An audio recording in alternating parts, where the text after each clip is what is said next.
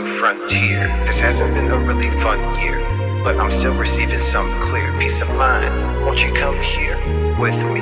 YaHsHuA will arrive quickly, bringing healing to the sickly. Give me a shot, okay, Ripley? Believe it or not, I'm swiftly running to my quiet place, because I desire space. So please don't violate. Negativity we will annihilate. Let all my people know we ain't got time to waste. Open your eyes and let your pupils dilate. YaHsHuA, we praise your name to keep the faith remaining strong. We carry on from day to day. Let's keep it pushing, cause I know you'll make a way. You'll make a way. You'll make a way. Yeah, I know you'll make a way.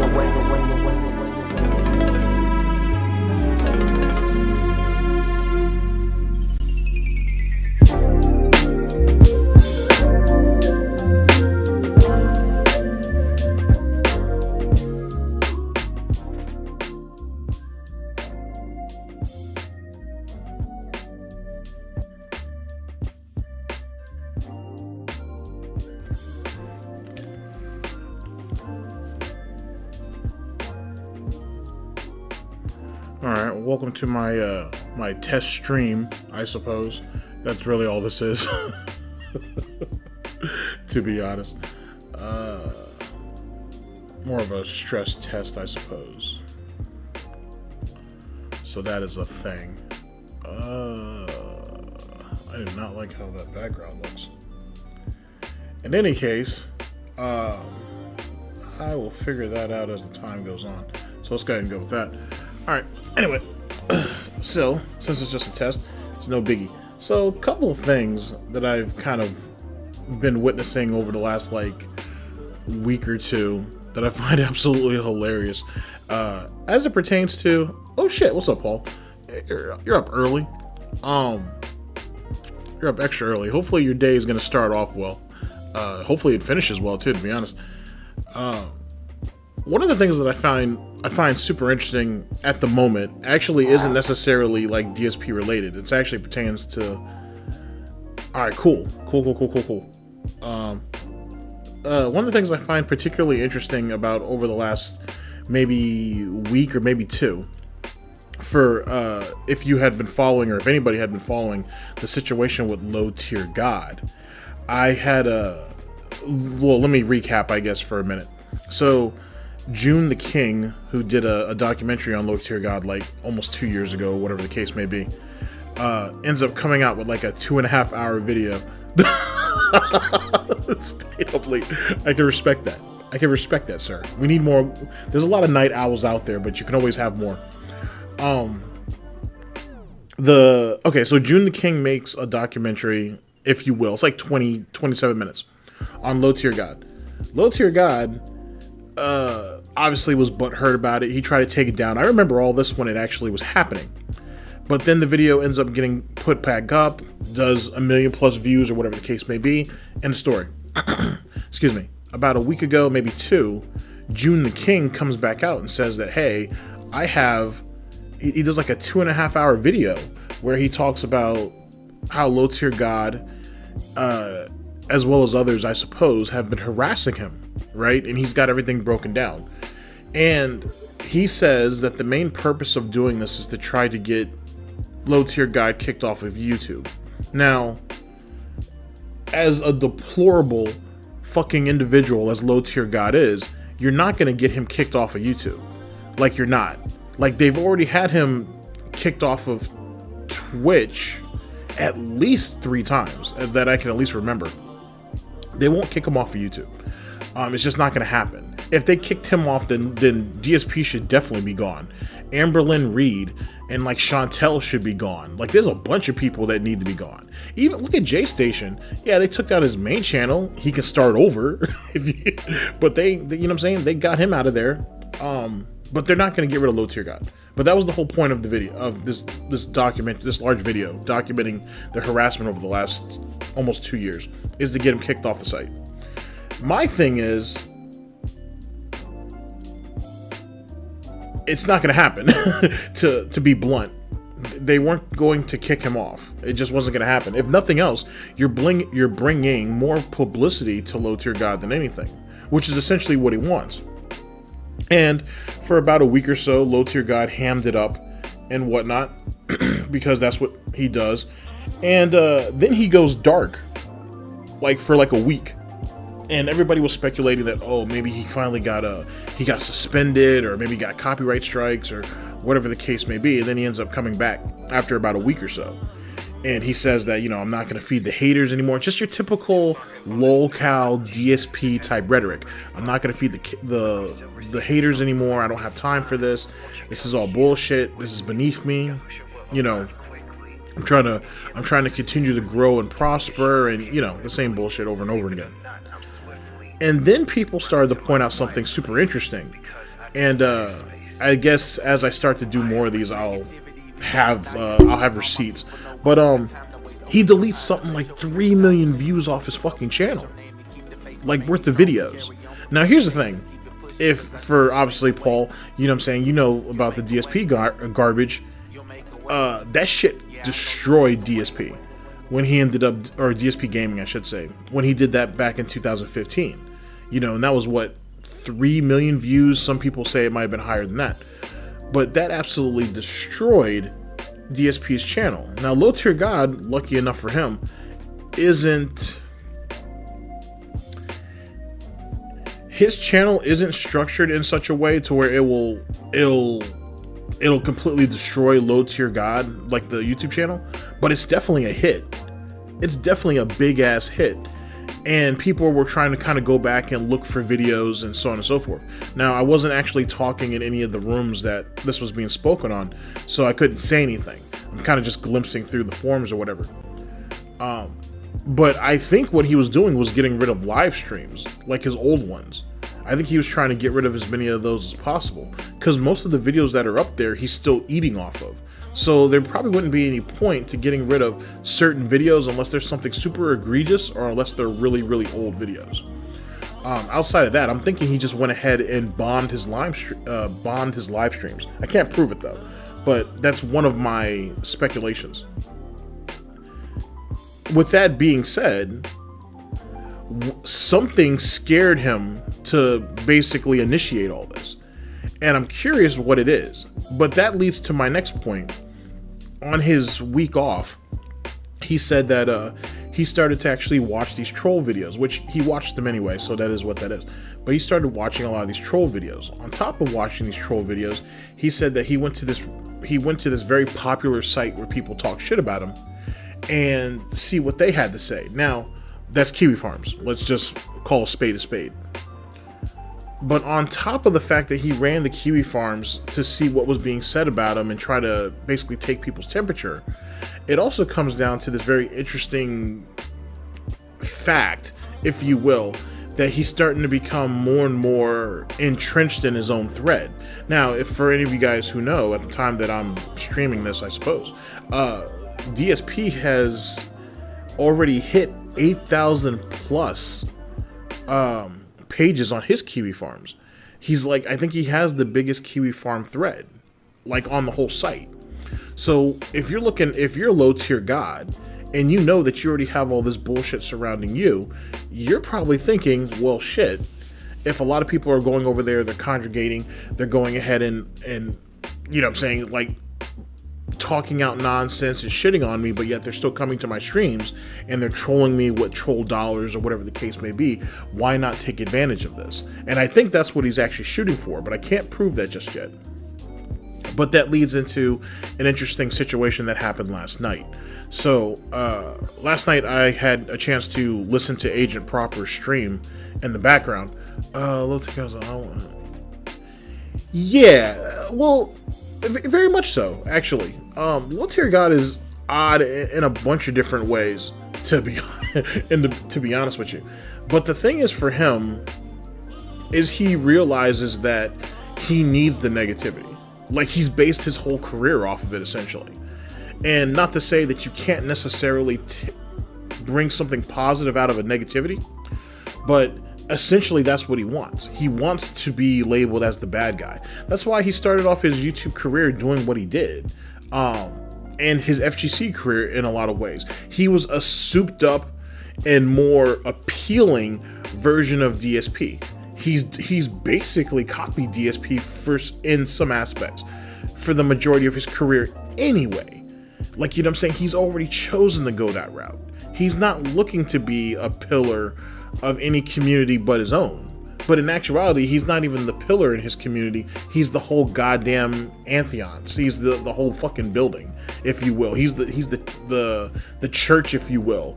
You know what I'm saying? Or the shrine or whatever. He makes up everything. And he kind of actually said that in the video that he put out when he came back, where he's like, I am low tier God. I built this. This is me. I own it. And he does have the trademark to his name now, which I'm kind of surprised he didn't do that, you know, a long time before, but whatever. But actually, Paul, you bring up a very good point. When you look at how, like, DSP, Wings of Redemption, and Low Tier God, how they kind of orchestrate themselves and how they deal, how each one of them deals with hate and all the other nonsense that comes along with it, and even their communities. In a lot of ways, their communities around them, or maybe their hater communities, I should say, reflect how each one of these individuals deals with their problems. Like, you know what I'm saying? Like, for example, with Wings, because Wings had a hot take on DSP the other day, or yesterday, or whatever. He was someone who was emotionally fragile, and in a lot of ways, he leaned on his community emotionally, but in a genuine type of way. Whereas DSP does it strictly for sympathy, in the hopes of getting more money. Wings really leaned on these people. He really trusted these people, and he really kind of like, he really poured his heart out to these people.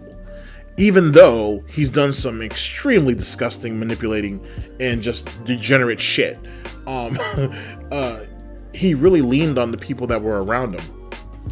And his community kind of reflects that, because the very people who are part of the Whale Watchers, or whatever they call themselves now, are the very people who were at one time or another a confidant of his. These were the very people who were trying to help him through his day-to-day.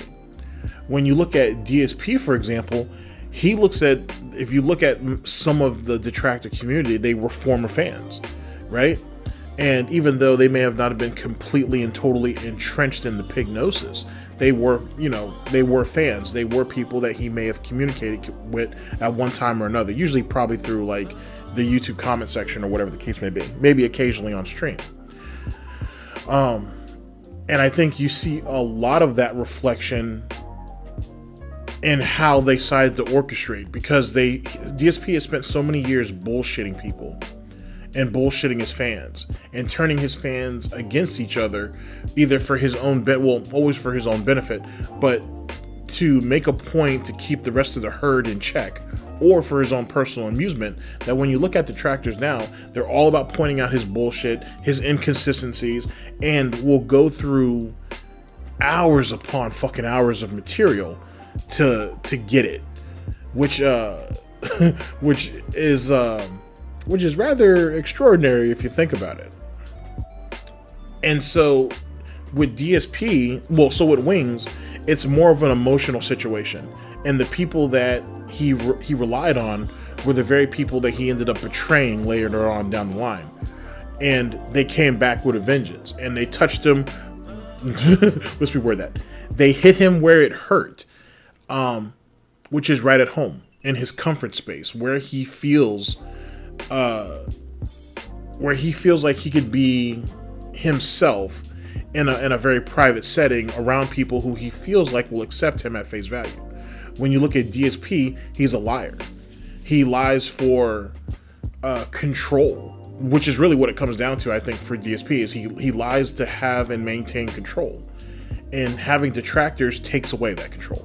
It takes away what power that he perceived that he had. And they dismantled it over the span of years. And he can never escape that. That's why, especially as of recently, over the last 2 years, I would say, maybe even 3, you keep hearing him retcon shit, which is his lore, which is his history, which is, in air quotes, his legacy. He keeps changing little aspects of it to try to soup it up or try to clean it up for what is our current standards. And it just makes the story seem worse. If he could just stick to the story and move with it, it'd be great. Like, well, it wouldn't be great. I mean, people are going to pick it apart anyway, but at least it's the truth.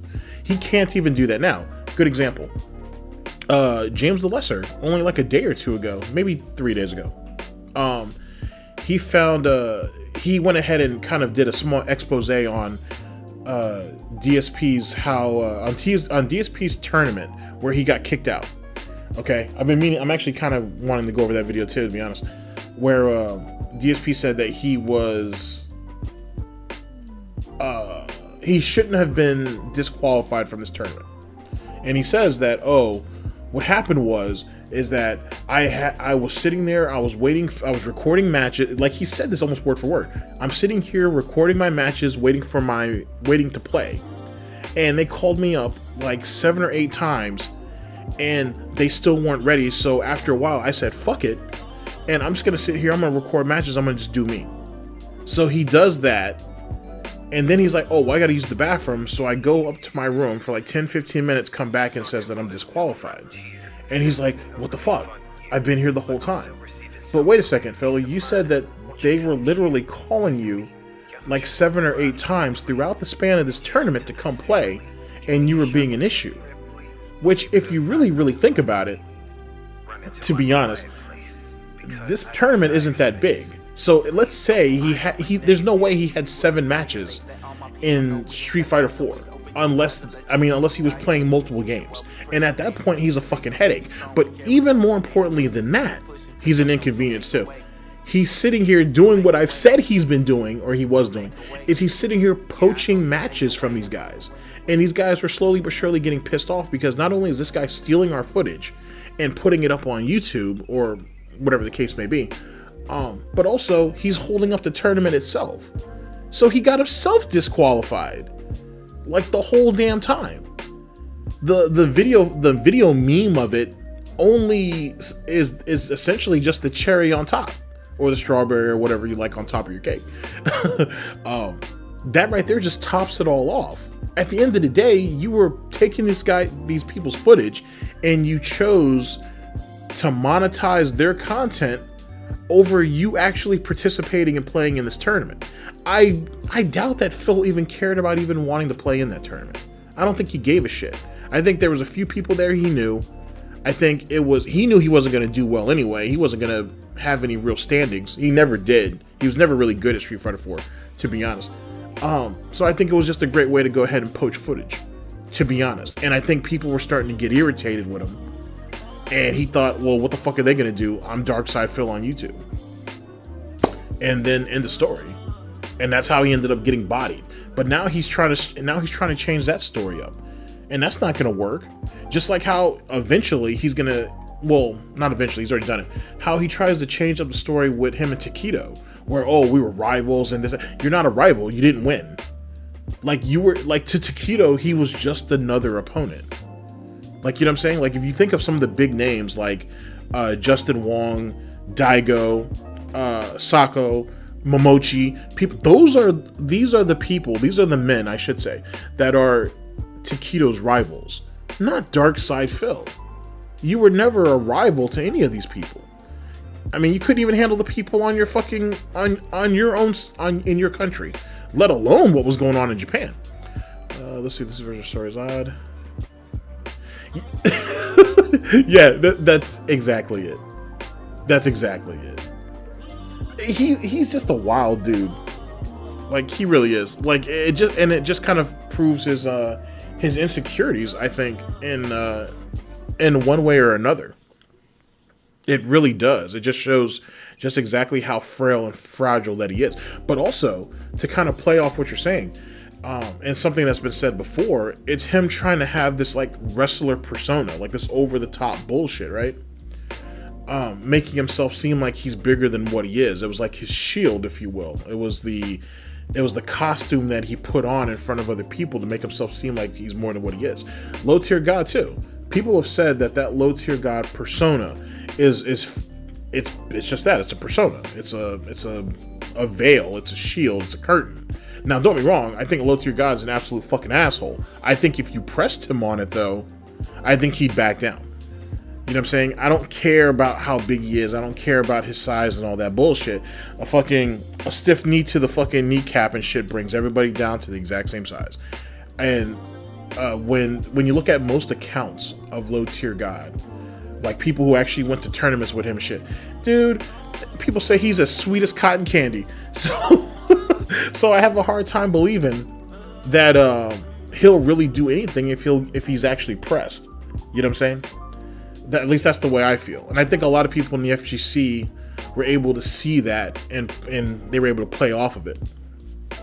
But with that being said, that can be applied to DSP as well. Everybody knew he was a fraud. You know what I'm saying? But the thing is if you look at some of the old posts on SRK, he's kind of relentless when it comes to his shit talking, or at least he was. And it's what ended up getting him in trouble.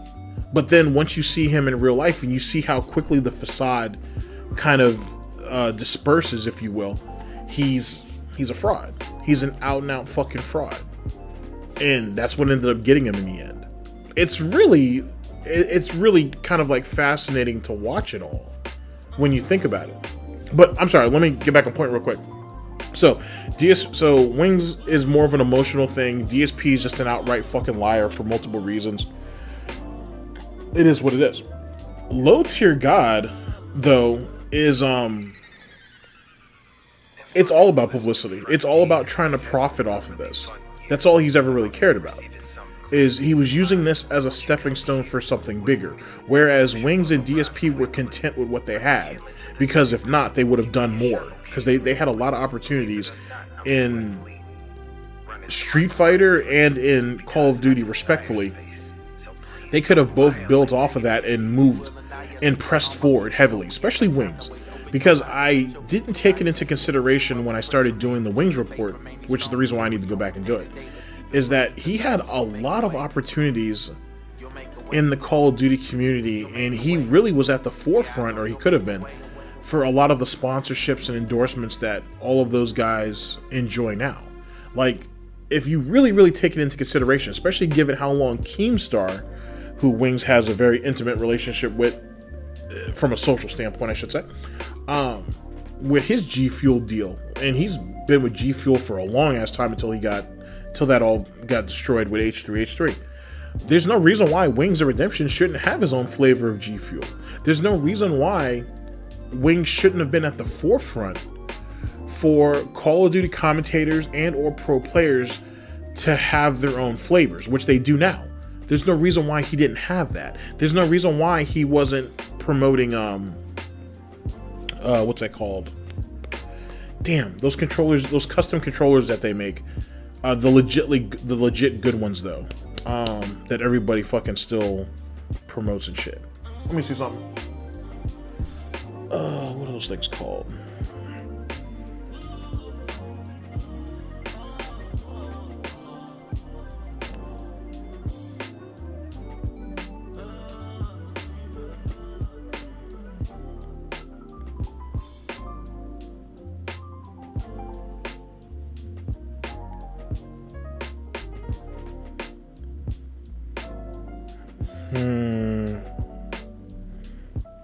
Let's see, there's Mod Zone. I think that's the one that DSP used to endorse. Evil Control. Scuff. There we go. Scuff. Thank you, Paul. Scuff controllers. There's no reason why, I don't know if Wings ever had one, but there's no reason why he wasn't doing endorsements for those. There's no reason why he wasn't doing endorsements for a lot of stuff. And in a lot of ways, Wings comes from an era where endorsements were looked at as a bad thing. It was looked at as selling out. It was looking as, you know what I'm saying? You're taking this thing that we made popular and that we built essentially, right? And you're giving it off to the corporations. Well, first off, someone's going to end up doing it eventually. That's the first thing. Secondly, at the end of the day, this is a business. You guys are all having a good time and everybody's buddy and everybody's making cash, but this is a business. All of you guys are slowly but surely building a brand, whether you believe it or not. With that being said, why are we having such a hard time making this transition? And the first person is always going to get hated on because you're first. It's what happens. So just deal with it and move on. You know what I'm saying? So yet again, that goes kind of back to Wings's insecurities, if you will, that ended up holding him back. DSP, a bunch of different situations. Low Tier God, I don't think he's seen as many of those opportunities because he is very toxic, and it's kind of dangerous to invest in someone like that unless you can have a guaranteed payoff. Let me give you an example, but it's a terrible example because I'm gonna compare two fucking people who don't need to be compared. Let's see. Okay, see, now that's the thing, because you're not the first person to say that, Paul, that Wings may have not have known or understood what was going on. The thing is Wings was watching really, really close what was going on to the Call of Duty community. He actually gave a lot of those guys their start. So when you think about his legendary fucking argument with like White Boy 7th Street, right? Or his back and forths with Thunder, or some of these other dudes, I don't think he had an issue with iFly or Raw Instinct. I don't remember him getting into it with what's his name, Allie or T Martin. I know he clowned them a little bit, but I don't think he actually had any real beef with any of those guys. He watched them. He was watching the community, I think, close enough, and I think he also saw a lot of the backlash that some of those early people, like I said, someone has to go first. I think he saw some of the backlash that they were getting, and he was like, shit, man, I don't know if I really want that. I'm kind of already okay with the little bit of money I'm making off of YouTube. I can kind of live with that. And then you also think about when PKA started. I think these are all these type of things that went ahead and circulated that I think he just felt he didn't need to take that plunge. I think he wanted to wait. And though it's almost like that, I wouldn't say country bumpkin, because that's not the way that's not the way it should be displayed. I think let's reword that. It's by that same logic, right? Rightfully so, is the reason why Woody was able to get over on him with the podcast. Because it seems like Wings doesn't have enough business acumen to really be able to, and doesn't have the vision, if you will, to be able to do certain things or get certain things done or to secure himself financially. I get that. I absolutely do. At the same time, I think it really comes from the fact that he just didn't want to fail, or he didn't want to be mocked, or he didn't want to be beaten down on. Wings has spent the majority of his career, and you actually get to see that it was either June the King or it was in the Down the Rabbit Hole. Can't remember which one it was. You actually get to see some of that where he had basically been fighting for people's approval from Jump Street. Like, I was actually kind of surprised because I didn't watch him when he first started. I kind of watched him later on down the line. But I was surprised on how far he put himself at a deficit just for social acceptance. I was really, really taken back by that, because the gameplay and the commentary, for the most part, carried the day. So if people don't like it, people don't like it. And if people, do like it, then they do like it. Just deal with it. Instead of you sitting here feeling insecure about a situation.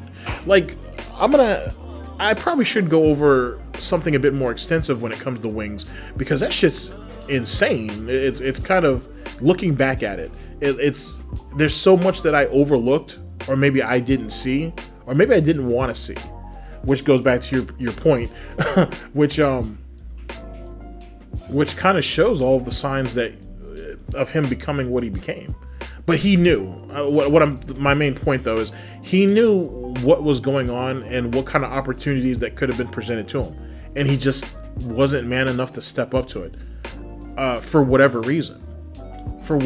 We you know what I'm saying? I could be definitely outright wrong. It wouldn't be the first time.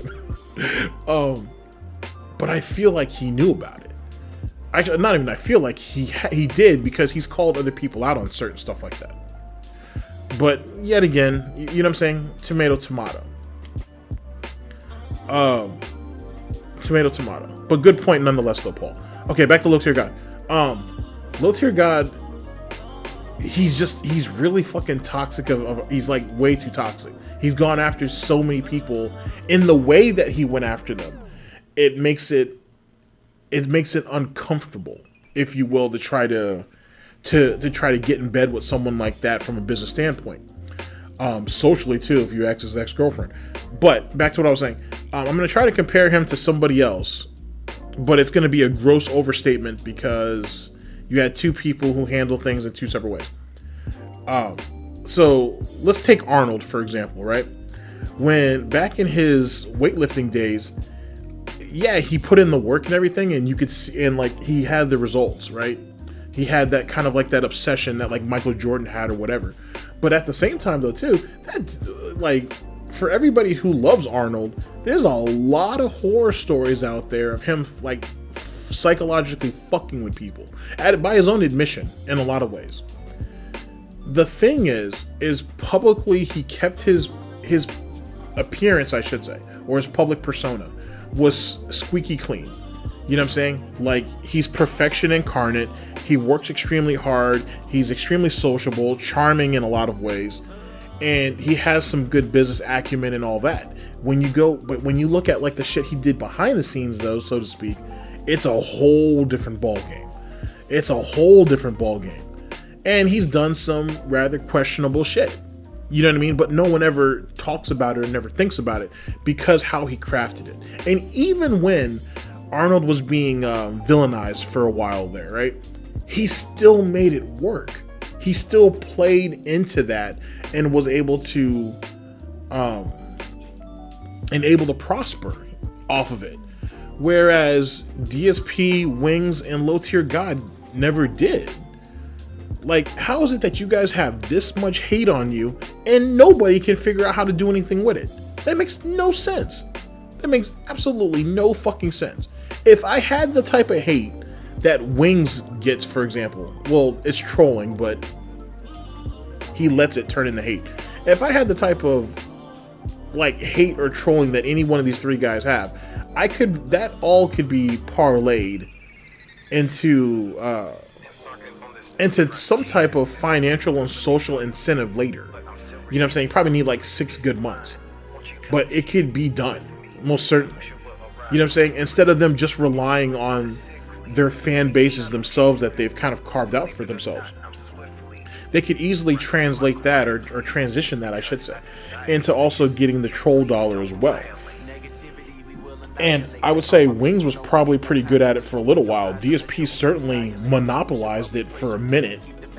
And Low Tier God is kind of like whatever. He makes people jump through too many goddamn hoops, to be honest. On top of that, Low Tier God picked fights with people that he didn't need to pick fights with. Like having the rivalries and all the bullshit shit talking that happens in the FGC is one thing, and that's understandable. But you were like picking fights with people who like you didn't need to get into shit with. Most of them thought he was actually kind of entertaining, so they were willing to play along with it until Low Tier God took it a little too far. You know what I mean? Or other things ended up coming about the kind of shit on their parade. Let me give you a really good example that could have been something big for both of them if Low Tier God didn't go the way he did. The situation with Broly Legs, like the whole crane shit and the whole specimen shit, that shit was ridiculous. Like, that shit shouldn't have never been said about anybody at all. So if you take out that bullshit and you focus strictly on the gameplay itself and on Broly Legs' personality more than attacking him physically, that could have been big for both of them. Especially if you follow Broly Legs for any period of time, on Twitter, I should say. His biggest issue is he feels like he's being overlooked because of his disability. Now, he's never come out and said, hey, it's my disability that's holding me back. He's saying that I've been overlooked, but hey, I've been a ranked player. And why is it that certain people are getting sponsorship deals, but I'm not? And this is something that's gone on for a number of years. And I don't personally have a reason why, or don't know why he keeps getting overlooked for sponsorship. I'm not really sure. What I would say, to be honest, is if he could make the argument that it's because of his disability, but I wouldn't say that he should. You should never do that. You should never fall back on something like that. Like your disability, race, you know what I'm saying, language barrier, stuff like that. Those are not things to fall back on in the hopes of getting a sympathy, how do I word that? To get like a sympathy position. It should be based off merit. And I think he's put in a lot of work, so to speak, but certainly not enough to get him the notoriety that he needs. And that's where the low tier God situation would have worked out.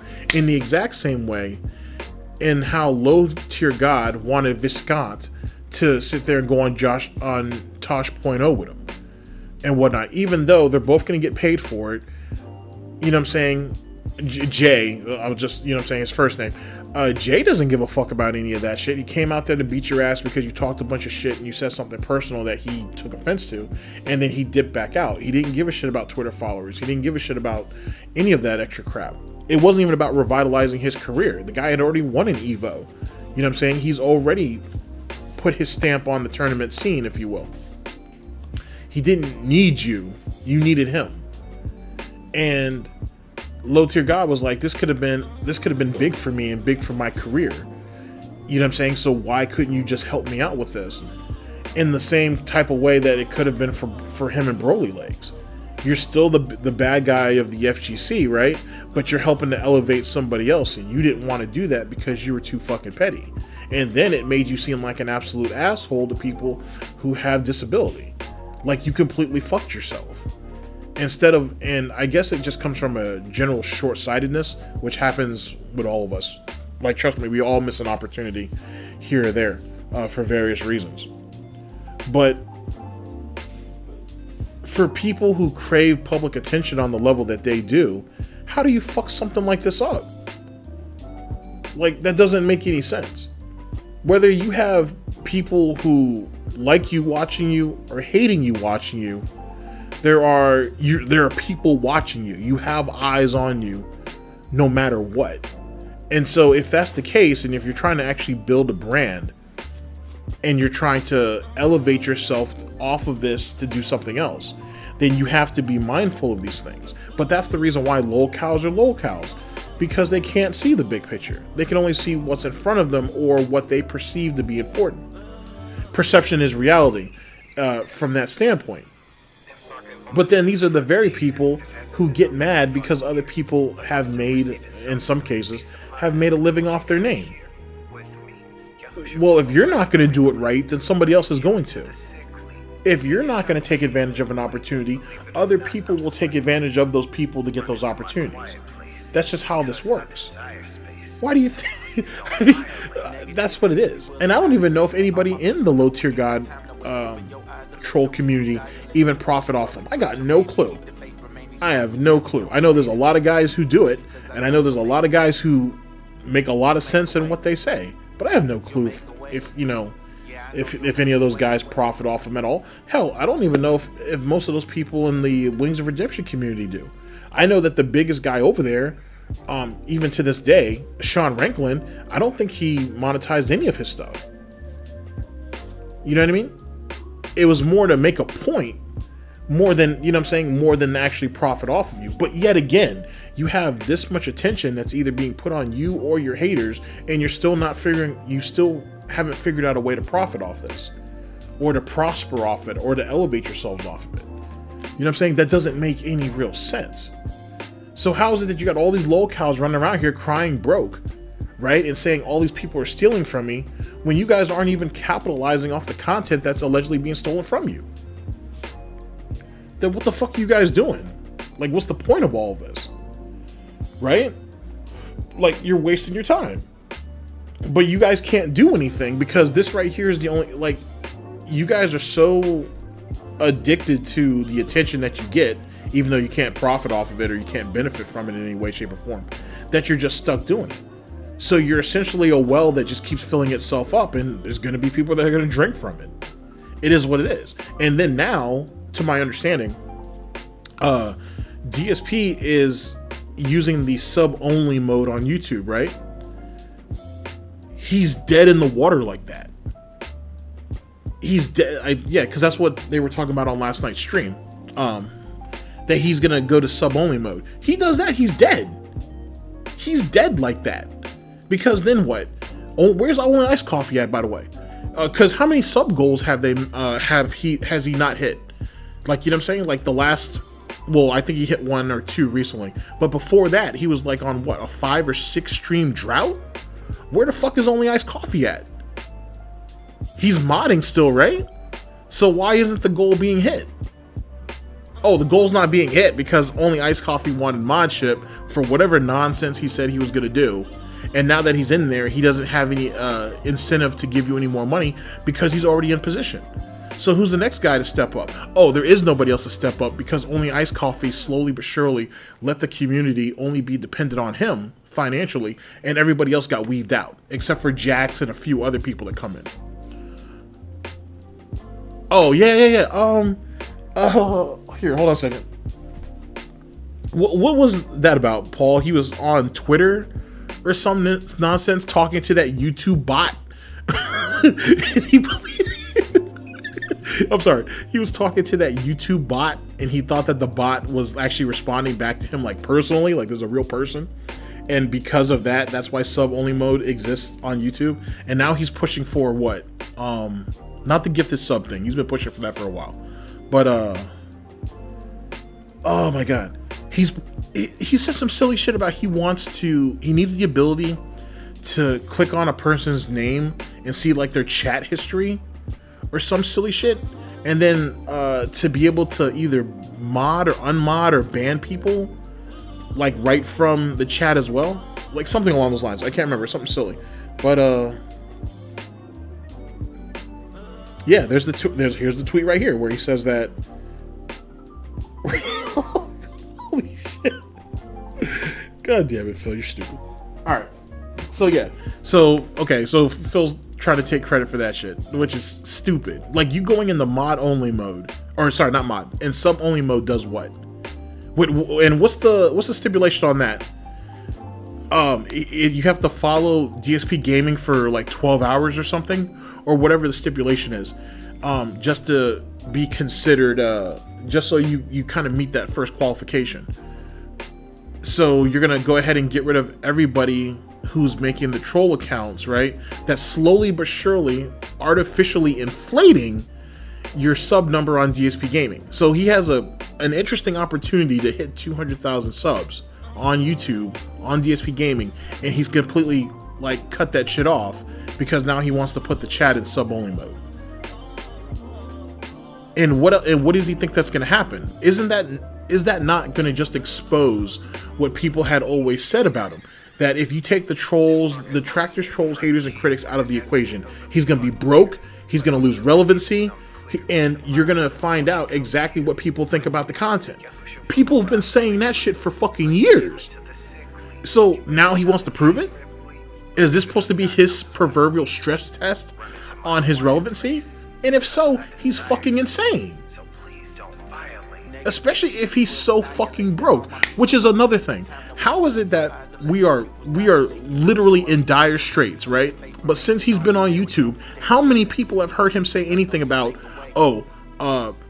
I need to get grocery? No, sorry, I barely have enough money for groceries. I barely need to get, I barely have the money to get anything for Jasper.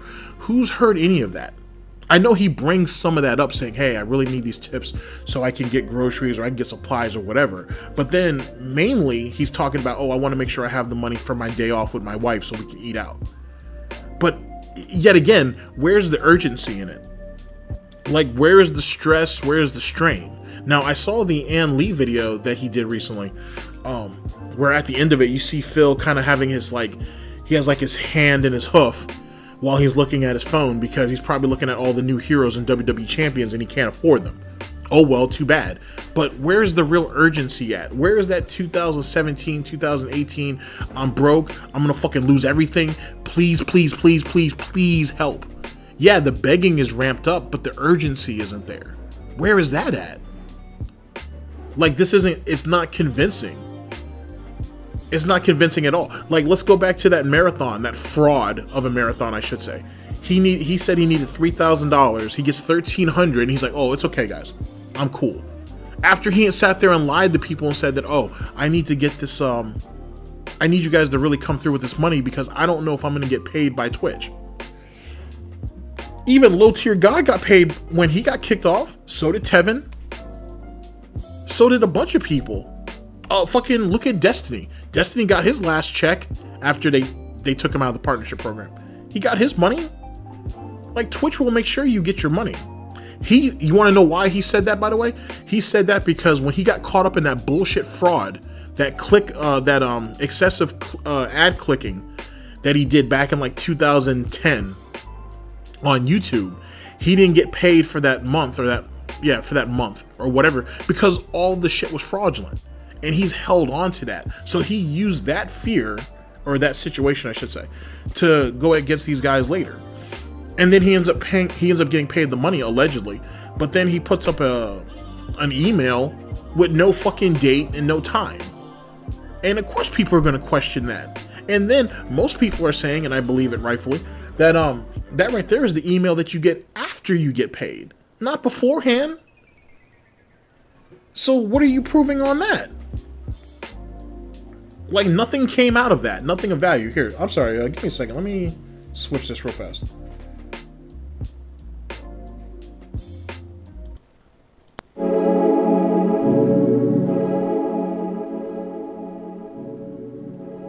All right. If it's too loud, just let me know, and I'll readjust it. So what was the whole point of that? Like, what comes out of that situation? I'm telling you, like, the sense of urgency isn't there anymore. I'm not saying that Phil is sitting on like a wad of cash, or he has like some fucking account in the Cayman Islands and shit. I think he's way more comfortable than what he lets himself, what he lets on. And then on top of that, he holy shit, someone just sent me an email on this where he ain't sat there and made what, $13,000 since he got kicked off of Twitch. I mean, that's more money than he could have asked for. He certainly wasn't. I mean, he's made over almost double what he was making while he was on Twitch. And then when he was on Twitch, he kept bitching and complaining about how he could barely afford his groceries, he could barely afford his bills. You know what I'm saying? And he didn't have money for anything, that he was in dire straits. But now he tells you, "Oh, well, I'm just trying to get us back to where we were on Twitch because I was in a really great position on Twitch. And then I got my partnership taken away from me. And if we can just get back there, I don't have to keep telling you guys to tip me. We can go into memberships. We can really focus on memberships and super chats and all this, that, and the third." But I thought you were damn near broke on YouTube though, dude. And has he said anything about chargebacks? Chargebacks are still a thing, right? Because chargebacks are still associated with tips, right? Have we had that issue as of late? Somebody? Anybody? No, right? Haven't heard a word about chargebacks. I'm telling you, it's about to fall apart just because of his own fucking greed. He's made all this fucking money in such a short amount of time, and he needs to keep it going, and he doesn't know how to do it. And because he's not really in a bad spot, the urgency, the panic, the stress, none of that's there. It's just a greedy piece of shit crying and complaining about not getting the money, getting even more money on top of what he's already getting. You know what I'm saying? While at the same time still benefiting from the super chats and the membership. So yeah. Here, give me a second.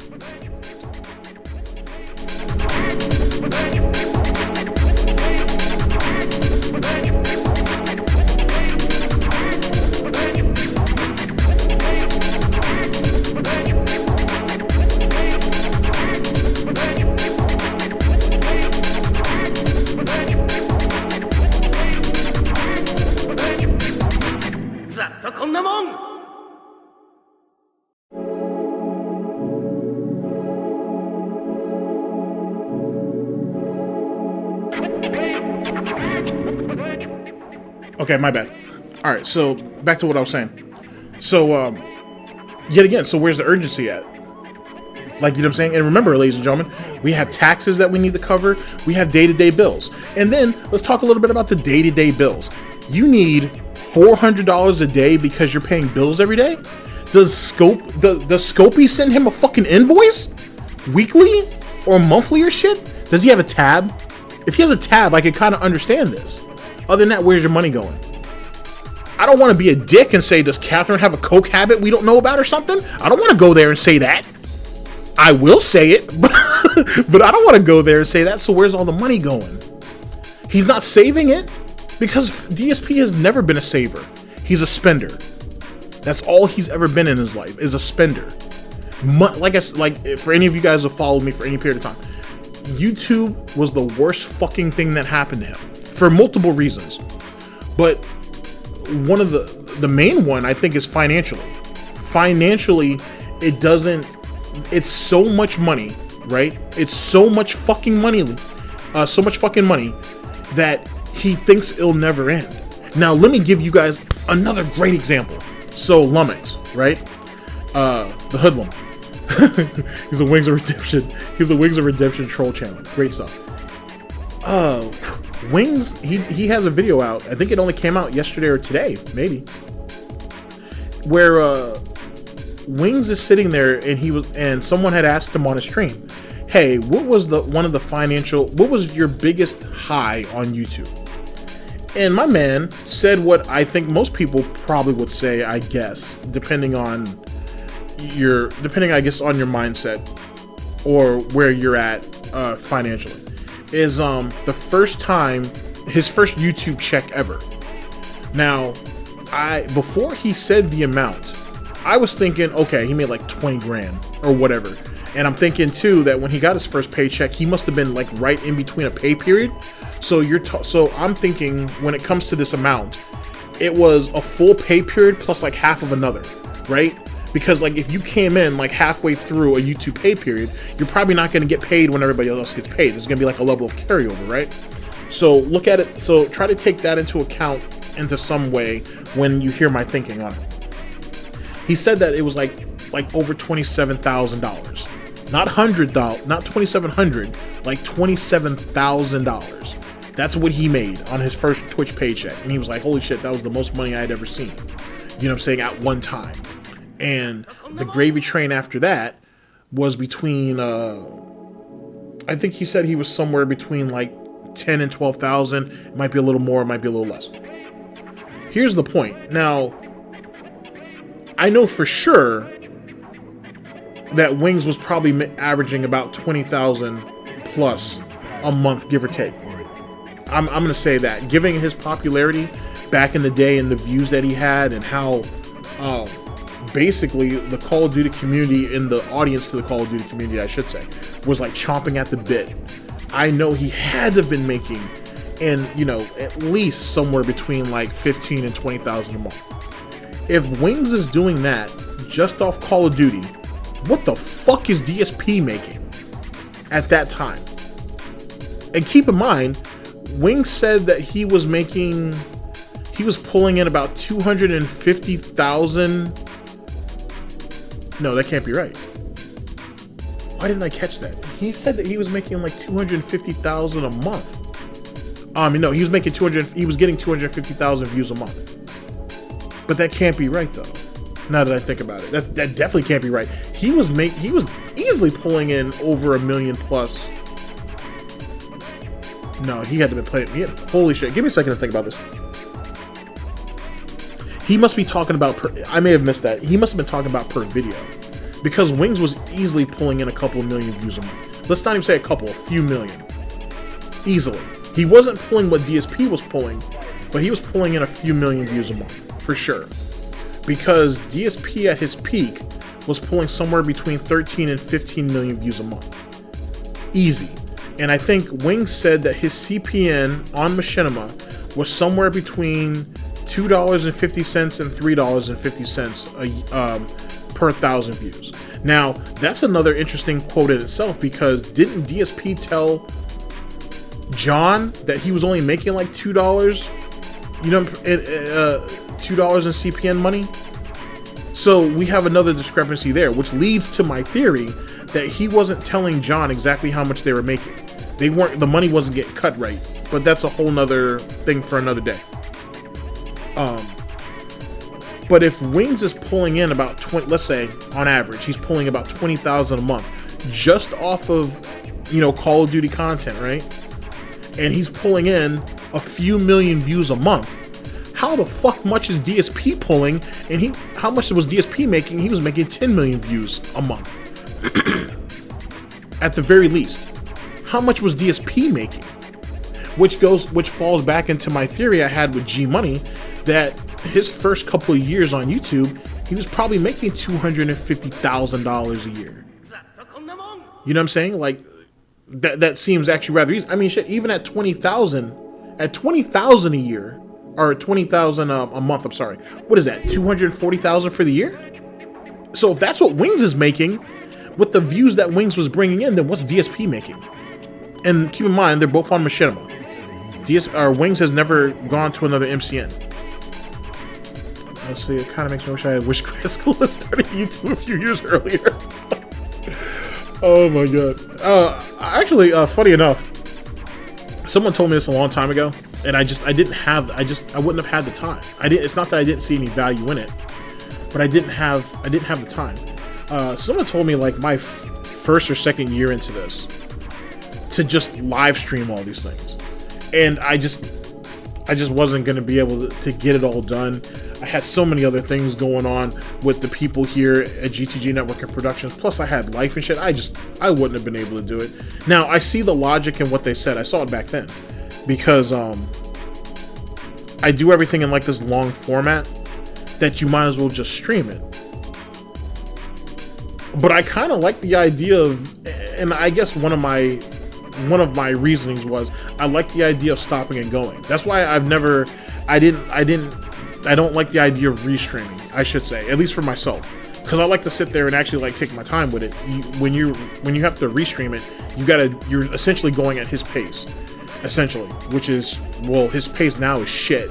But when like when LSB and Tevin and Agent Proper and all these other guys were going through that shit, back when it was interesting, I should say. It's still interesting when it was more entertaining in the overall, I probably should say. You had to really keep up with that shit. You kind of had to really move with it. And I don't know. I don't feel like that was my pace, to be honest with you. I think, and then at the same time, you had, as I said, some of those names that I just put out there. You already had a bunch of talented people doing that shit. So, you know what I'm saying? I'm not saying there's never room for another person, but I just felt like that wasn't my lane.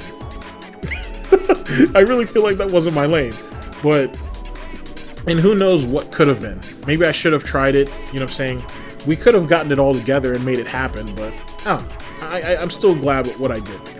But in those early days, though, Paul, there was money to be made. I mean, the fields are still lined with gold and shit. Don't get me wrong. You know what I'm saying? I found a guy the other day.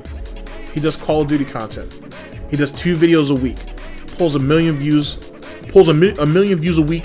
I've never heard of him. None of the big names have ever talked to him. He's not part of a pro team. He's not someone in Europe or something like that who has a big following over there. He's just, for all intents and purposes, he's just a regular dude that really likes Call of Duty. And he's good at it.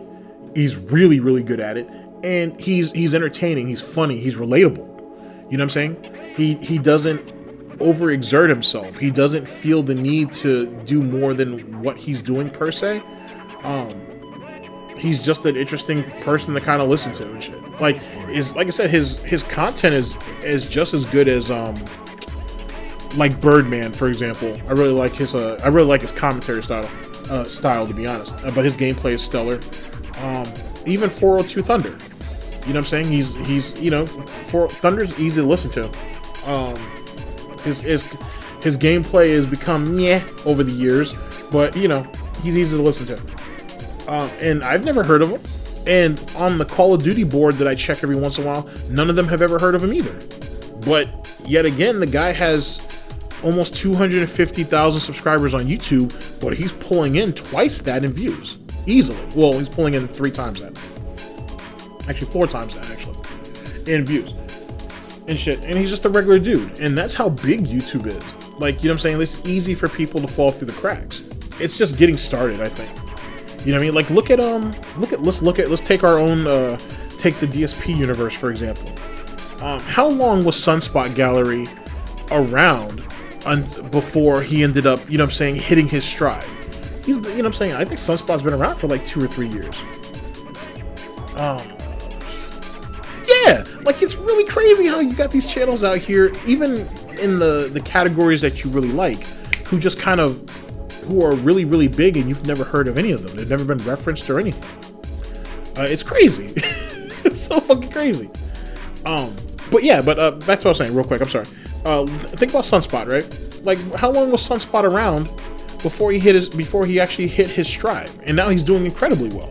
His Twitch is growing, his YouTube's growing, right? He's doing really, really well. I've seen him being referenced on like 4 or 5 different sites that talk about DSP, and they very rarely, you know what I'm saying, talk about anybody outside of Snorpernell, Almighty Tevin, LSB when he was streaming regularly, and then like the old stuff or older stuff, like the OG shit. Outside of that, and he's broken into that demographic, if you will. You know what I'm saying? Like, I'm glad that he stuck with it. You know what I'm saying? Because Sunspot has always had a lot of talent. You know what I mean? It just takes time to kind of get in. And once you get in, you kind of have to be consistent with it. You know what I mean? It takes a while. But he stuck with it, and look at it. You know what I'm saying? It's all working out for him. It's working out for a lot of people. There's one guy, I've never even heard of him, but he does like psychological analyzations of like DSP situations. He just started, and he's doing it exceptionally well. You know what I'm saying? Like, he's really easy to listen to, and I think the content kind of speaks for itself. So, like I said, it's a really big community, man, or it's just a really big website. You know what I'm saying? There's probably somebody who does DSP content out there that none of us have heard of, and he has like 40 or 50,000 subs. Now, I'm exaggerating, because if that was the case, trust me, we'd know. At least I'd like to think so. But you never know. You never fucking know. Like, you know what I'm saying? The YouTube algorithm is as silly as it is. And once you start kind of watching people on a repetitive type of basis, after a while, that's all you see, and or those people who are associated with. So, you know what I'm saying? But then again, that goes back to what I was saying, that you need to have a very large and diverse community. The more voices you have, the better. And it doesn't matter what you decide to do, but just do you and be consistent. You know what I'm saying? And at the end of the day, you have to enjoy what you're doing. Don't worry about trying to compete with everybody else. Find something that you like, or find your niche, and build off of it. And don't be afraid to change it all up. You know what I'm saying? And so, you know, it is what it is. The only thing you can hope is that people don't start inserting their egos into it, because then that's when the problems happen. But we can talk about that at another time, because we could talk about that at another time. So that is what that is there. So let's see. So we talked a little bit about the low tier god situation with June the King. Oh, let's go ahead and come full circle, I guess. Because like I said, the DSP begging thing doesn't make any sense. And Wings made some pretty good points on DSP. We'll go over that at a later time and date. Because he makes some points that we've already made. But how he said it, I think it's just an interesting take. But let's come full circle. So back to the low tier gods situation. So June the King and these other guys are looking at trying to get him kicked off of YouTube, but it's not going to happen, clearly. And I think, honestly, they knew it wasn't going to happen.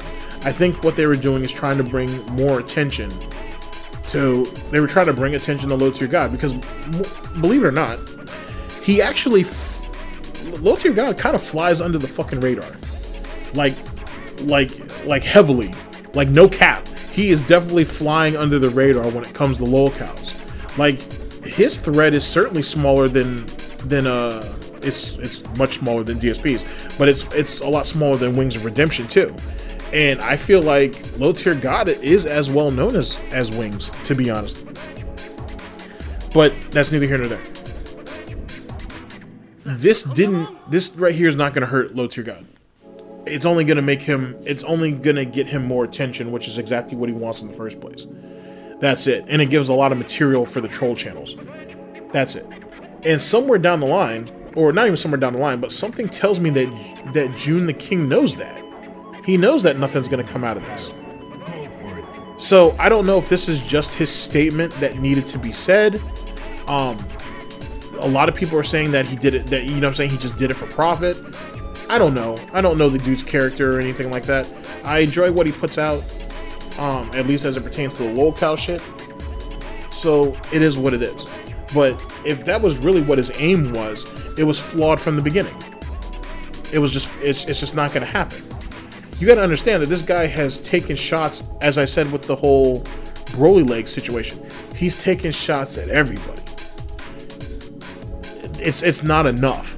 You know what I'm saying? Even if you want to say, oh, he doxed him and he did this, so did DSP. He's still there. So did Wings of Redemption. He's still there. So is some of these Twitch thoughts that are out here who have YouTube channels. They've done that too.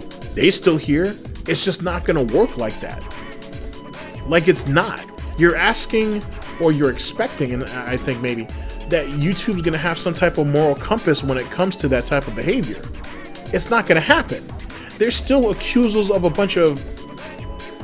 There's still fucking pedo shit that goes on this site and no one's cleaned up yet. So that's not going to happen. Matter of fact, supposedly, allegedly, because I haven't actually looked into it yet, okay? This is just something that someone sent me. Supposedly, one of DSP's longtime viewers and mods is on some bullshit. Like, someone found a channel, at least with his name, and apparently it has some questionable young children shit in a couple of his playlists. If that shit's true, who's cleaning that up? And now, as far as I understand, at least what Kiwi Farms is saying right here, he had a swimsuit. There was like a swimsuit playlist, and was that gymnastics or something along those lines? And those, and at least from the screenshot, those look like kids, and those kids look really fucking young. In any case, those playlists are now gone. So as soon as someone found out about it, I think this originally formulated from Reddit, and then Kiwi Farms, and I'm sure the Tractor Twitter picked that shit up. Now the playlists are gone. But that's a long-time supporter of DSP, and that wouldn't be the first time that someone of questionable deplority came out of the DSP community. Are they going to do anything about that? No. I mean, and then now, if you really think about it, let's go back to the EDP situation, right? And the guy who exposed him, who was probably as much of a predator as he was, to be honest. If you sit there and call anybody out on that level over something like that, the microscope's going to be put on you. Well, now people are going to not feel inclined to do it.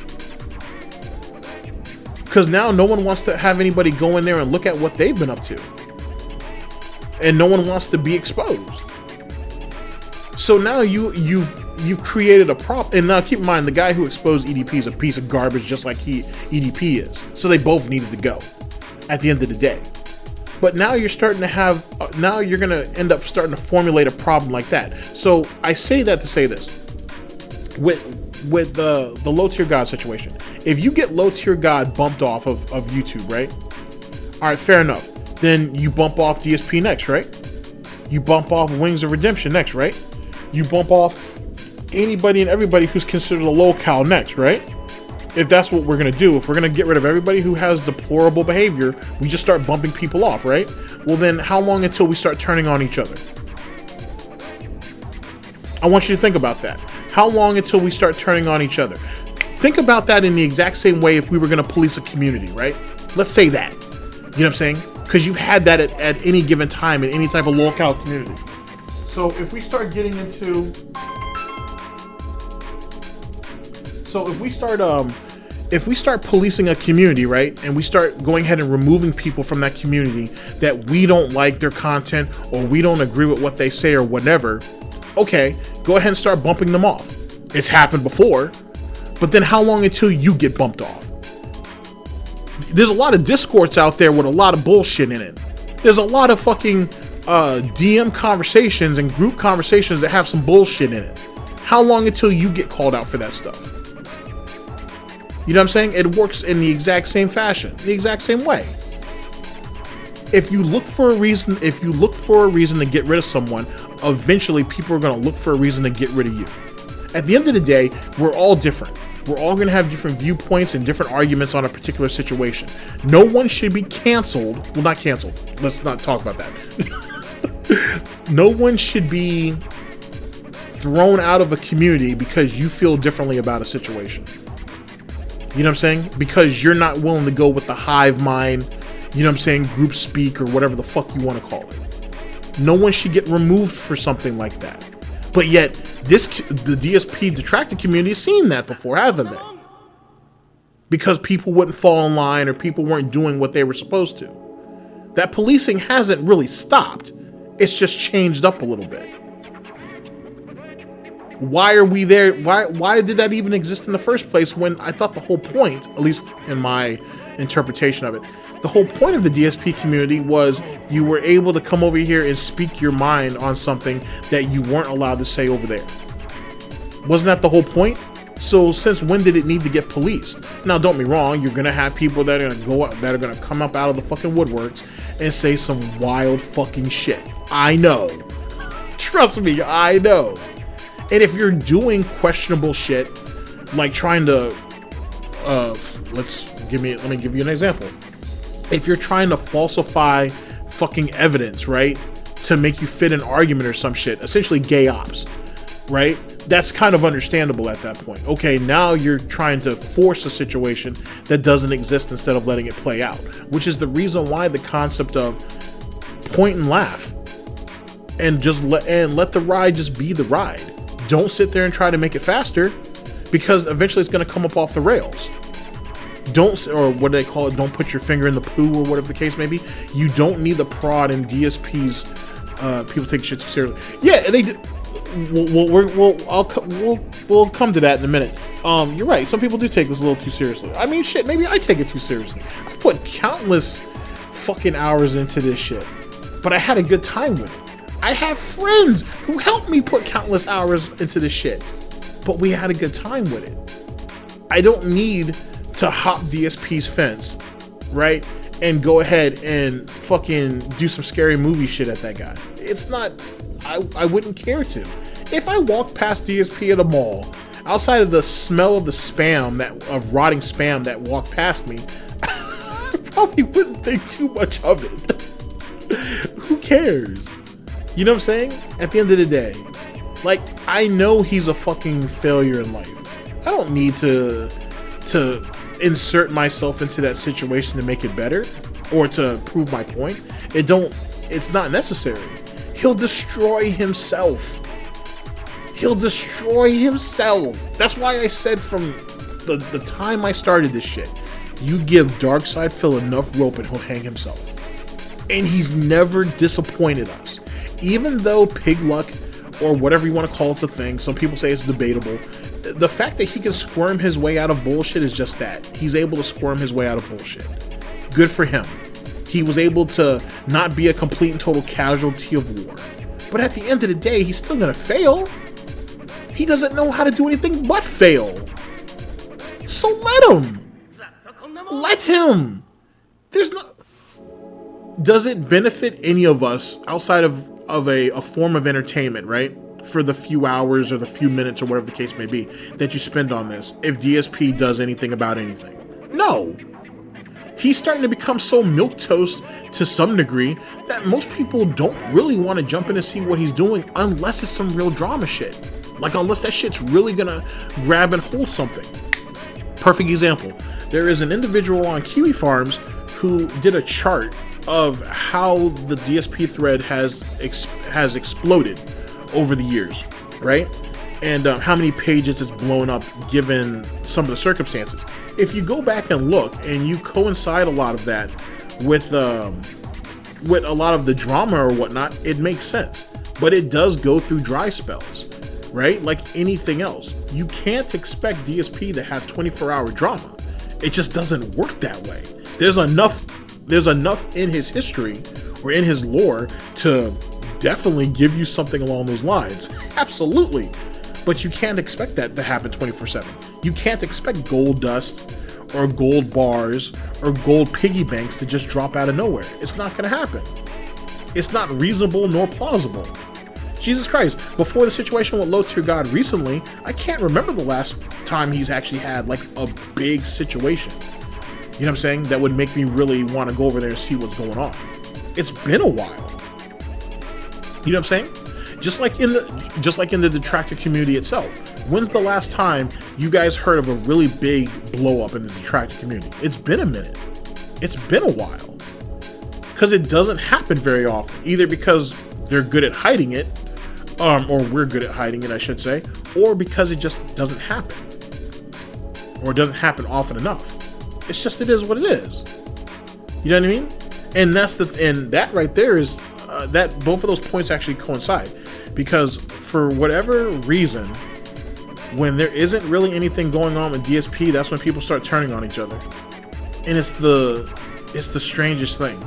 It really, really is. It's really, really strange. I don't know. It's really strange. All right. So actually, that falls back into your point, Paul, about people take this way too seriously. Look at it this way, if you will, if you would permit me. You have a group of people who are getting a massive amount of exposure extremely quickly. And for some people, it becomes as addictive as if you were making a large amount of money on stream, or you're getting a lot of notoriety in your Discord or on Twitter. For people, some people can't let that go. You know what I'm saying? Or some people don't know what to do with that. And I think with any type of influx of attention, that's what actually shows what kind of character you have. More than anything, is how you handle it, and not just how you handle it, but what happens when it slowly but surely starts to plateau. And you're on a social media website. You know what I'm saying? Yes, everybody's doing it for some type of level of attention, right? But yet again, it's how you handle it though is going to be one of your defining traits. You know what I'm saying? And I think that's the hard part. And we talk a lot, right, about how the mask has been slipping off DSP. It's been off. Trust me, it's been off for a number of years. But that goes the same route with a lot of people, though. You know what I'm saying? The public persona or facade or whatever you want to call it that people put out there isn't necessarily them, right? And so when you have a lot of people who really enjoy what you're doing to the point where it seems like they're glorifying you in some way, shape, or form, there are very few people who can still stay grounded or humble. Do you call them weak people for that? No, anybody and everybody's susceptible to that. But then again, we're all socially weak in some way, shape, or form. It's just the way things go. The real situation, I think,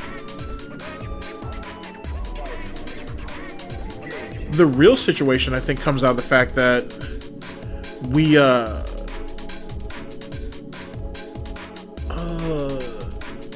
sounds like I heard once. Oh, it sounds like a saying that I heard once, that money and fame don't change you if it reveals who you are really. Yeah, absolutely. Like, sorry, I'll get back to my point, but let's go off that.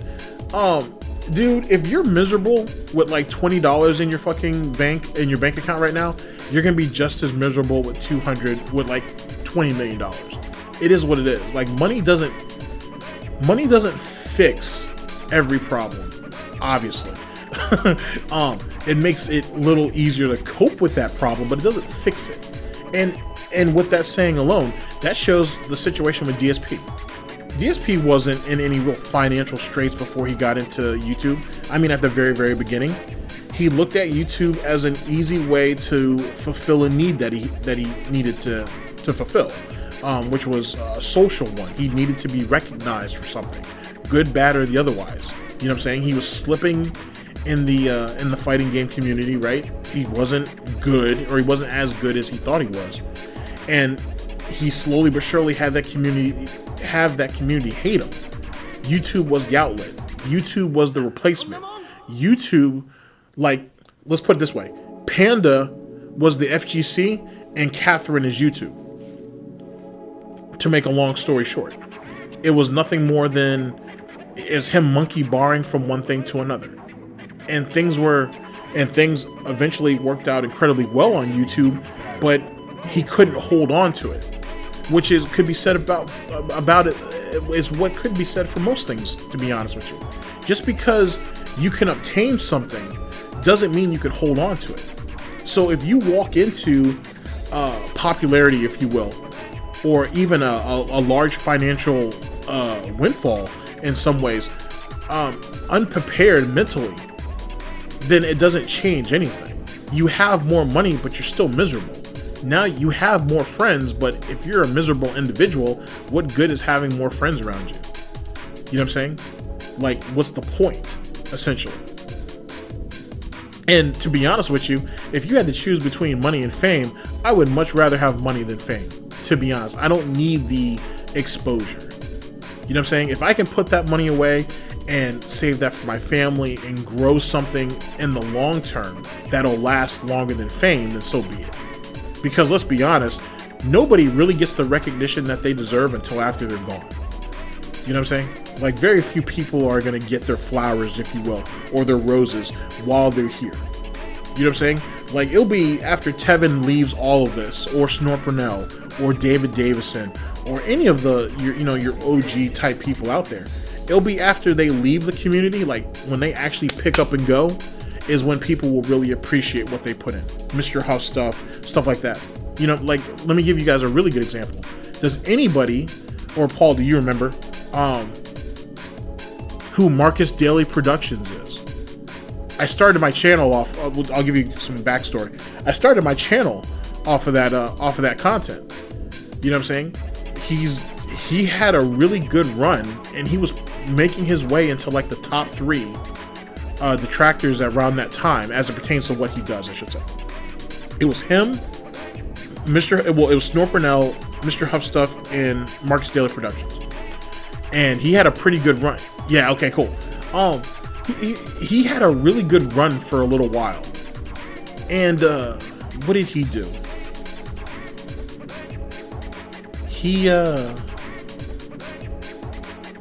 God damn it, what did you...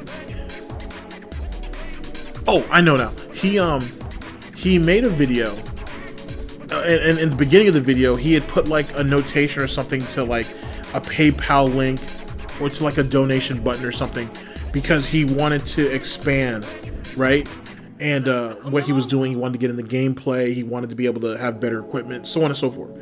And he wanted to, and so he was looking at improving, but he wanted some financial help. And yet again, it's a choice. If the donation button's there, hey, you can choose to donate to this. You don't have to. And I mean, like I said, I think I saw the video that morning, and I was like, all right, bet I'll go over that later. And then I can't remember. I don't know. It must have been like 8 or 10 hours, and I came back, and the video was gone.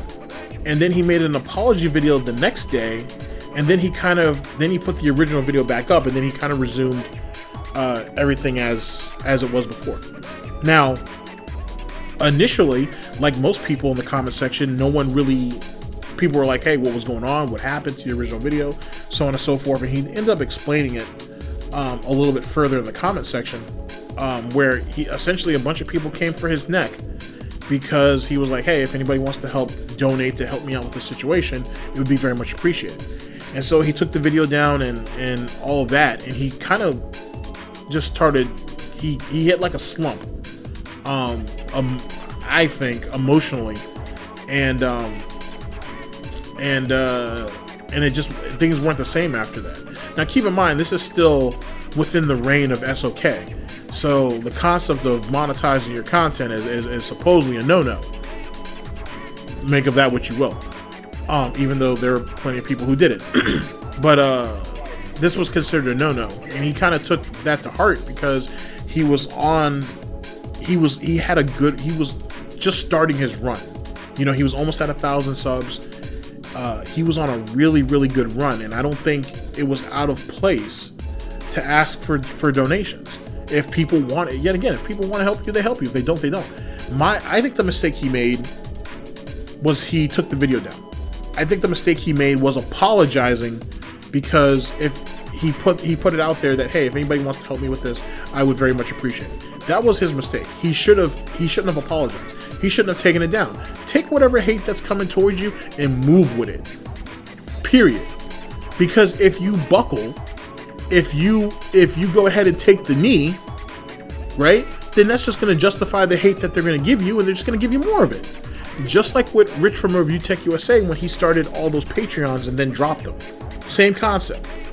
Who gives a shit what Keemstar is saying about you or what anybody else? At the end of the day, take it and move with it. If you're really going to use it for what you're saying you're going to use it for, and you don't have the financial means to help with that, but the people who enjoy your content may not mind contributing to that, then so be it. You know what I'm saying? So be it. As long as you're using what you're saying for what you're saying is being used for, and as long as you produce or you come through on your word on, hey, you guys help me with this, the content will, you know, I'll continue to be able to do content and make it better as time goes on, and then branch out into other stuff. As long as you come through on that promise, you're good to go. And that's right there, in a lot of ways, is the same thing that DSP tries to say. Hey, I'm here every day and whatnot. If you want to contribute to the content, please do. But your content's garbage, and it's not going to improve. It's not going to get better, and you've proven that over the years. You're a liar. And that's why so many people shit on you for that. But look at Tevin's streams, look at LSB's streams, look at anybody who essentially restreams and has taken any proceeds, if they've gotten any proceeds out of it, and put it back. They all are miles above fucking DSP. So when people sit there and contribute to them, you know where it's going, or you know what it's going to help go to, because all of them are pretty transparent about that shit. Jesus Christ, the majority of the money that Tevin gets goes to charity. This is outside of the donation drives and fundraisers that Tevin has had for, I can't think of the foundation now, I'm sorry. But you know what I mean, because he's done like 2 of them. Or he might have done 3 actually. But the point, because he does it every year. He like, everybody knows that. Like when you go to his Teespring, right? The majority of that money goes to donations. I mean, not donations, goes to charity. You know what I'm saying? Like, Tevin's very transparent about where that shit goes. For example, with DSP, he's not capable of doing that. So going back to Marcus Daily Productions, he should have just held his ground. If you're gonna take hate, you're gonna take hate. But for the people who do enjoy what you do, they'll support it. At the end of the day. And if they don't support, guess what? You're going to go back to continue to grind anyway and get your money up, and then eventually do what you're going to do or what you want to do because you're passionate about it, right? If that's, I mean, that right there is going to be the true testament of everything. But I think he took it really, really hard. He got demotivated, and he was very demotivated after that. Or unmotivated, I should say. And there you go. If he had stuck with it, who knows where he would have been now? To be honest. So I don't even know if he does content anymore. I know he rebranded the channel, but I don't know if he even does content anymore. But I still go back and watch his old videos though. There's a lot of nostalgia there. It's stuff like that. You know what I'm saying? That dude never did anything to anybody, right? And he just went ahead and put a small segment in the video that, hey, this is what I'm looking at doing. If you'd like to help contribute to that, there you go. But what about all the other the big guys who were sitting there taking donations and no one shit on them? You know what I'm saying? And like I said, just because he asked for that for the money to donate, for you guys to donate money, didn't mean that you guys had to do it. No one put a gun to your head with that shit. He wasn't holding the content hostage. So why did he need to get stomped on, but no one else does? Or most people don't, I should say. So, I mean, here's the issue with that and whatnot. There's like, for example, like I remember when I started doing DSP videos, it was an interesting it was an interesting time because I didn't know what detractor Twitter was because it wasn't called detractor Twitter. I kind of called it detractor Twitter. I was definitely not a fan of Discord because of I'm a Medicare fan. So, and Medicare has always been like, nothing good comes out of Discord, and he's not necessarily wrong. It was just what was going on YouTube, and even then, I was still only on the surface, right? I didn't see all the other shit that was going on, or I wasn't enveloped in some of the other stuff. And I've met a lot of amazing people doing this, right? Made a lot of enemies too, but I've certainly met a lot of really amazing people. I'd like to say that I'm very grateful that I was even able to become cool with a lot of those people, because there's a lot of people that you kind of just talk to in passing. But I've had a chance to actually speak to a lot of cool people, Paul, like yourself, as well as others. You know what I mean? So there's been a lot of good that came out of this, but I made a lot of mistakes too. Like, you know what I'm saying? Like, I fucked up quite a bit. You know what I'm saying? And there was a lot of people who gave me a pass, to be honest with you. They gave me there was a lot of people who gave me a pass, because there was a lot of people who didn't want to and who were like, yo, we need to run him up and out of here. So I won't go into the full details of that shit. But like, I made a lot of mistakes for sure and whatnot. But a lot of people were willing to look past that and allowed me to be me at the end of the day. You know what I'm saying? Like, there's no need to, you don't need another Kevin. You don't need another LSB. You don't need another Mighty D or whatever. If you're going to do this, be you. You can draw inspiration from those people, but be you. You don't need cookie cutters. Like, you know what I'm saying? You don't need clones. No one needs that. At the end of the day, you allowing your personality to come out in whatever you do is what makes it you. It's what makes it yours. You know what I'm saying? And when you think about the concept of like Low Tier God, Wings of Redemption, and even DSP, all three of them have tried to copy someone else at one time or another. In one way or another. At least for Low Tier God and for DSP, to some extent, a lot of their resentment and admiration comes from, well, a lot of their admiration comes from Maximilian, which actually led to both of them resenting him because of how successful he is, because how he has the trust in the word of people, and neither one of them can. When you look at Low Tier God's community and you look at Maximilian's community, it's night and day. When you look at DSP's community compared to Maximilian, night and day. You can't have everything that everybody else has. You got to be willing to make your own, to be honest. And I think for a lot of people, they find it hard to do so. Like, for Low Tier God, it was easier to go the DSP route and just be an asshole to everybody and take all that hate in, because it was a quick way to the top. If Low Tier God wasn't known for being the person that he is, and he tried to do it his own way, do you think he'd be as successful as he is? Honestly? If DSP didn't steal Howard Stern jokes, if he wasn't trying to be like the angry video game nerd and like all those other guys, and was legitimately himself, do you think he would have made as far as he did? No. Everybody pulls from everybody else to some way, shape, or form. Or to some degree, I should say. It's just, it is what it is. But at the same time, you can't do that forever. Unless you can top that person, which you certainly can't. So why not just be yourself and try it your own way? If you fail, you fail. But in actuality, you only fail when you quit. There are people on YouTube who have reinvented themselves multiple times. You know what I mean? And done this shit for over 10 years and shit and couldn't make anything stick. It's just what happens. But you gotta try. And you shouldn't be scared to fail. And I think that's what it really comes down to. People are scared to fail. And that's why we have to hold on to little shit like, I was fourth place at Evo. Like silly shit like that. He couldn't just accept the reality for what it was.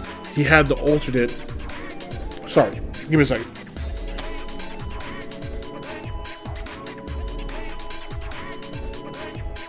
Sorry. He had to make alterations to it to fit a narrative, to make him look like he still came out on top. Like, it just doesn't work like that. It doesn't work like that. It's kind of pathetic, actually, when you think about it like that. And not because it's DSP, it's just anything. You have to accept everything at face value. That's how you get better. You need criticism. It's feedback. Whether it's useful or not is up to you, right? But it's feedback, and you need feedback. Now, do you go ahead and change everything you're doing because of one person? No. But take in what they say and just keep it in mind. But don't lament on it. Like, you know what I'm saying? Don't sit there and let that shit be your entire being. Look at DSP. Look at what that shit did to his dumb ass. Look at what happened to Wings. That right there is a great example. You know what I'm saying? But then being angry at it too isn't going to help either. You know what I'm saying? But I mean, everybody deals with it in their own way. But it is what it is. That's kind of what just internet culture has done. It is what it is. And when you look at some of the big guys on YouTube, right, in general, or on Twitch, they're no different than anybody else. They're just as fragile, they're just as vulnerable, if you will, as anybody else. You know what I'm saying? Like, perfect example, and then we'll close this out, because I didn't expect this test to go on as long as it did. Look at what happened with what's that guy's name? Is it Merc? I think his name is Merc. He's a Call of Duty guy, because of course he is. He had that beef with 8 Thoughts. I'm not sure if anybody knows who 8 Thoughts is, but 8 Thoughts is a Call of Duty commentator, and he used to do meme ass shit too. Anyway, he picks on everybody. It is what it is. In the Call of Duty community, it's kind of like a rite of passage if you think about it. Well, he's gone at everybody. Ali A, T Martin, Wings, he's gone at a shitload of people. It is what it is. And when he went at Merc, Merc didn't like it. And then it came out that, he didn't like it because he was making fun of his thumbnails and shit. And so he waged, allegedly, a campaign to try to get 8 Thoughts kicked off YouTube, allegedly. Then it ends up coming out later that 8 Thoughts has had a beef with this guy named Drifter. Even though they did a podcast with each other, and I thought they squared it all up, but whatever. He had a beef with this guy named Drifter, and apparently, allegedly, 8 Thoughts was waging a campaign of harassment against him that actually, went into real life, though. It wasn't on some YouTube or social media shit. And 8 Thoughts ends up losing his channel, and then something happens with a second channel. Now he's talking about suing and all of this.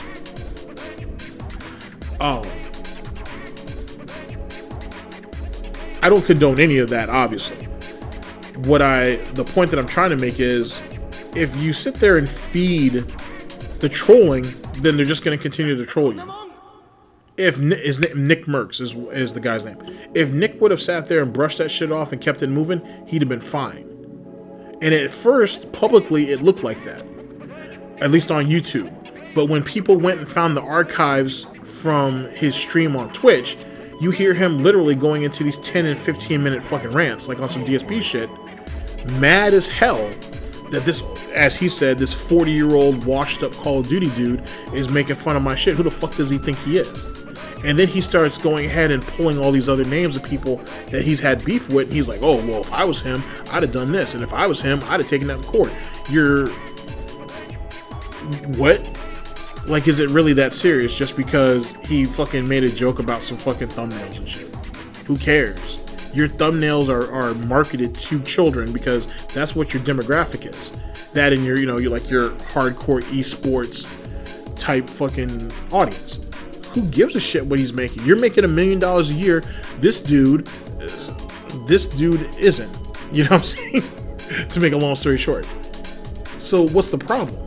So that goes back to our situation with the money, and then also social standings. You have both of those things, and that's not enough for you, and that's fine if it's not enough for you, because like I said, as we talked about before, Paul. But then, what else were you going to try to take? You were going to deplatform him. You were going to try to get him deplatformed to shut him up. So then how long until you come out of pocket and say some shit and then you get deplatformed? Or someone takes away your social media deals or whatever, or your influencer deals or whatever. The whole idea of you're saying something that I don't like, you need to go. When did we get to this point? Like, why are we here? Like, if DSP would have let This Is How You Don't Play, that first one, if he had let that, well, all of them really, if he had let that This Is How You Don't Play run, he'd have been fine. He brought attention to it, and then he tried it, and well, he did. He took the first one down. And then that's what led to the movement. Why didn't you just let it go? Why didn't you reach out to Evil AJ and be like, hey, can we work out a financial deal where I'll do a playthrough and of a big game or whatever, and then you go ahead and do the This Is How You Don't Play on it, and then we split the proceeds or some shit, and then we all win. We all get some money out of it. Because in some morbid sort of way, if you watch This Is How You Don't Play, which is just the clips, it's the cut down version of all the bullshit, and you're like, holy fuck, this guy really exists and this is what he really did, it might have some people want to go back and watch the playthrough and see what it looked like uncut, uncensored, if you will. That could have been a profit for everybody. Everybody could have eaten off that. But DSP was so quick to try to stamp it out that by the time he started to realize there was value in this because it completely outweighed anything he did, like the detractors, trolls, haters, and critics basically, I mean, they stomped that out early before it could ever have a chance to grow. Low Tier God's another example. You got all these clip channels, right, who are taking clips of your streams and turning it into these compilations and shit. And allegedly, he's already reached out. He reached out to like one of them, and supposedly he has a thing going with them, but I can't prove that, and it's Low Tier God, so you don't know what's a truth and what's a lie anyway. But if he was willing to reach out to them and be like, hey, can we work something out with this, and whatnot, and you know what I'm saying, bring him into the covenant, cut him into the money or something like that, it could work for everybody. Which goes back to what I said earlier about not taking advantage of your opportunities. Same thing. Instead of trying to stomp people out. Or, as it pertains to the Call of Duty community, because it's not like they haven't done it before, he could have literally reached out to Athos behind the scenes and had like, hey man, let's see if we can falsify this beef. Let's see how far we can take this shit and whatever, but we're actually coordinating with each other and we can both get paid off it. What I'm saying is collusion. And it's not like that's not something that hasn't happened before amongst a bunch of people in social media, certainly on YouTube and on Twitch. People fucking conspire like that with each other to pull the wool over people's eyes all the time to make it seem like it's something that it isn't. It's done all the fucking time. And it's profitable. It's very profitable, especially when you have two people that theoretically shouldn't be beefing with each other and they have a problem. Fuck a backstory. What's happening today? What's happening in an hour? What's happening tomorrow? Before even tomorrow's even come. What's going to happen tomorrow? That's what grips people's attention. That's what real drama is. You know what I'm saying? And yet again, no one ever thought about profiting off of anything. Well, most of these little cows don't. What's the problem? Supposedly, when Superhound was waging his war on the detractor community, supposedly 2 detractors he reached out to were willing to get into bed with him to try to share information or to collude in some type of gay ops, allegedly, to go ahead and try to take DSP down. Now, those detractors' names have never come out. To be honest with you, I don't want it to come out. No one should want that shit to come out. But allegedly, that's what was going to happen. So if you have at least 2 people in this community that were willing to do it, I mean, if you're willing to go that far to get rid of DSP, then anybody would be willing to do anything. Right? And keep in mind, like, Superhound waged war against is kind of playing both sides.